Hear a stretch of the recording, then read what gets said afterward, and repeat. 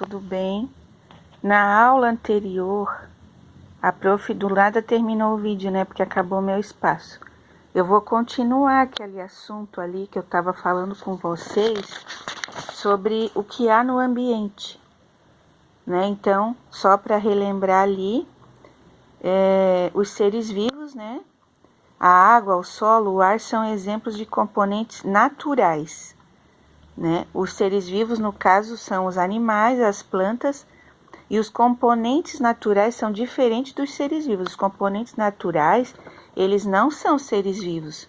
A água não é um ser vivo, o solo, o ar, certo?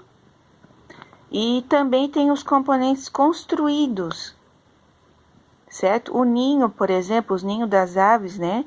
As moradias dos seres humanos são construídos e fazem parte do ambiente.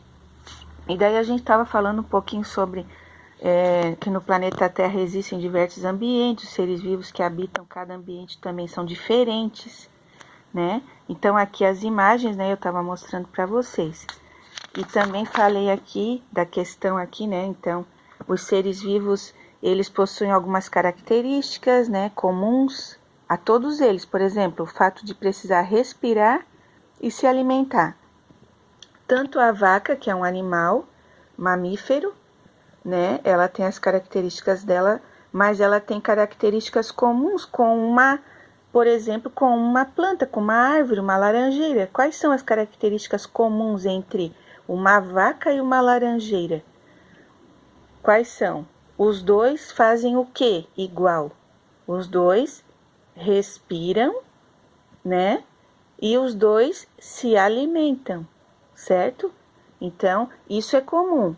Agora, o que não é comum, né? Que é incomum, é que eles são diferentes no sentido assim, por exemplo, a vaca é um animal, ela tem 4 pernas, ela tem pelos, né? Ela é um animal mamífero, ou seja, que alimenta os seus filhotes com leite e inclusive o leite da vaca nós nos alimentamos com ele, né?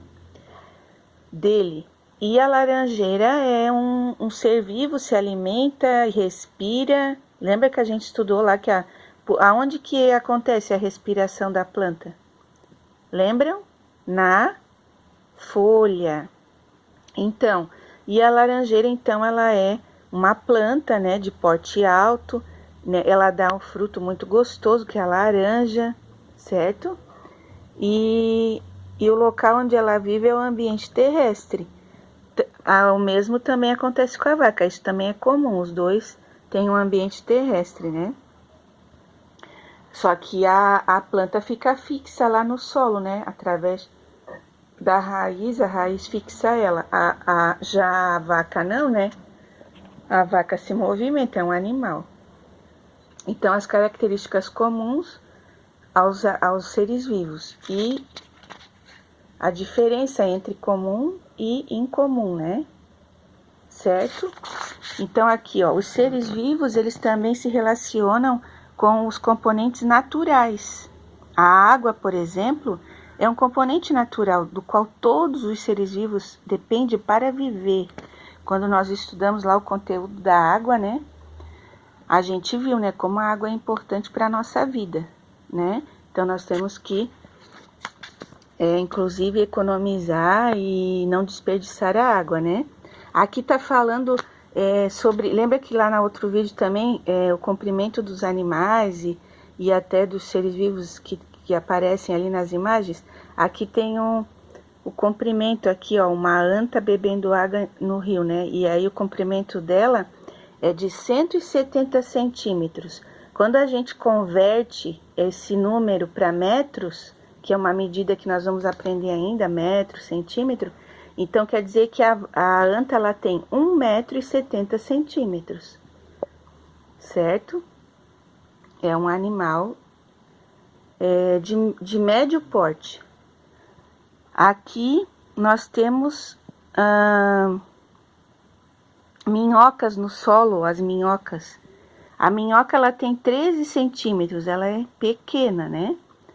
13 centímetros. Para vocês terem essa noção de medida, peguem a régua de vocês e aí, conforme a medida que a prof fala aqui, vocês olhem na régua. A régua tem 30, então mais que 30 vocês não vão conseguir. Mas aí vocês imaginem, por exemplo, 1,70 m. Vocês vão imaginar, a régua, ela tem 30, então tem que somar 30 mais 30 mais 30, vai dar 90. E se você for somando de 30 em 30, você vai chegar no 1,70, para você ter uma noção do tamanho, certo? Aí aqui fala que a luz é um importante componente natural para o desenvolvimento das plantas. Nós estudamos isso já. As flores da planta, aqui o nome da flor é 11 horas. Por que ela tem esse nome, 11 horas? As flores da planta 11 horas, por exemplo, abrem na presença da luz do sol e fecham quando anoitece. Olha só. 11 horas, ela tem 3 centímetros, ela é bem pequena. Que componente natural provoca a abertura das flores das plantas 11 horas? Nós acabamos de ver, né? A luz. Então, a luz é que provoca a abertura dessa flor. Os seres vivos, eles também se relacionam com os componentes construídos, né? Então, os animais, por exemplo, eles constroem ninhos e cavam buracos, né? E os seres humanos constroem moradias e objetos. Por meio de suas ações, os seres vivos modificam o ambiente onde vivem. Então aqui o ninho, né? O buraco, que tem animal que faz buraco, a coruja ali, que linda. Certo? Aqui, ó, vamos ver quantos... Ó, olha, esse animal aqui, são os tuiuius. Eles recolhem graveto para construir seus ninhos no alto das árvores, os tuiuius. Esse animal, ele é um animal, lá no Pantanal que tem esse animal, o tuiuiu. Ele é uma referência lá na fauna desse estado, que é o estado do Brasil. Lá, o Pantanal fica no Mato Grosso, né? É um estado do Brasil. E ele é um animal referência, que lá tem muito desses pássaros aqui, eles são muito bonitos. E a medida deles ali, o comprimento, ó, eles têm 1,40 m, ó como eles são grandões. 1,40 m para um pássaro, né? Ele é um pássaro grande. E aqui a coruja ela tem 23 centímetros, essa aqui, né? Porque tem de vários tamanhos.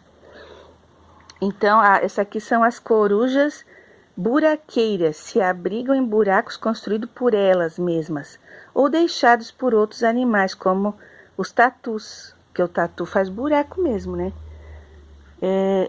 Os cupins são pequenos insetos que vivem em grupos numerosos. Para se proteger, alguns tipos de cupim constroem cupinzeiros de barro que alteram o ambiente. Olha só, um cupinzeiro de barro. Eles são pequenininhos, mas eles vão se juntando. Olha só o que eles fazem. Assim como quando eles invadem, invadem não, né? Eu acredito mais que nós é que invadimos o ambiente deles, mas quando eles assim, por exemplo, o cupim, ele na casa da pessoa, se ele vai na madeira, ele pode destruir um móvel, né? Porque ele vai se alimentando daquilo ali, né? E daí ele vai destruindo. O cupinzeiro no município de Capitólio, no estado de Minas Gerais. Olha só.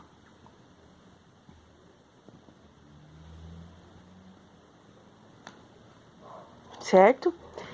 Então é assim que vai modificando o ambiente, ó. Os seres vivos precisam de ar, né? O ar é um componente natural também dos ambientes, que ele está em toda a parte, até mesmo misturado ao solo e também na água, o ar. E aqui as plantas e animais aquáticos utilizam o gás oxigênio misturado na água. Olha só. O ar é formado por diferentes gases, como o gás oxigênio, que a gente viu lá para poder acontecer a fotossíntese, e o gás carbônico. A maioria dos seres vivos precisa respirar gás oxigênio para viver, certo? Então, ali os peixes, né? Eles também precisam de oxigênio. Então, a gente vai até aqui nesse vídeo para não ficar muito prolongado. Depois a prof faz outro para complementar. Ok? Tchau.